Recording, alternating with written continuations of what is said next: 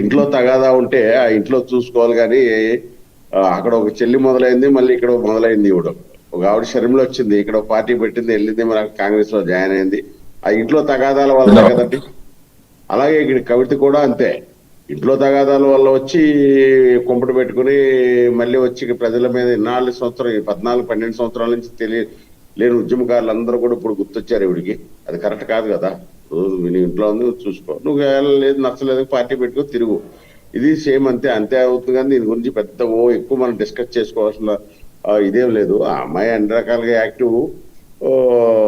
Next ఏంటంటే ఆవిడ క్యాబుల్ person, but ఏంటంటే ఆవిడ పని ఆవిడ చేసుకుంటూ పోతా ఉంటే మన దాని గురించి ఎఫెక్ట్ పడుతుందని నేను అనుకోను. ఇక్కడ జూబ్లీస్ లో ఆవిడ తిరిగితే ఆవిడ క్యాడర్ ఏదన్నా అంటే ఆవిడ సొంత అంత ఫస్ట్ ఏంటి ఈవిడ కేసీఆర్ కూతురు. కేసీఆర్ వల్లనే కదా తెలిసింది ఇవిడికి ఎవరో కవిత, లేకపోతే ఎవరికీ తెలియదు కదా.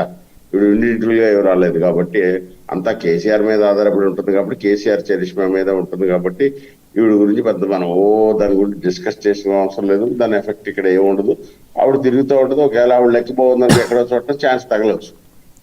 ఓకే లక్ష్మీనారాయణ గారు, మరి ఆమె పార్టీ పెట్టబోతుంది. రాజకీయ పార్టీ పెట్టుకునే క్రమంలోనే ఆమె జాగృతి జనం బాట పేరుతో తెలంగాణ 33 జిల్లాల్లో పర్యటిస్తుంది. ఆమె పార్టీ పెడితే కనుక మరి తెలంగాణలో ఇప్పుడిప్పుడే మీ పార్టీ 8 ఎంపీ సీట్లు గెలుచుకుంది, 8 ఎమ్మెల్యే సీట్లు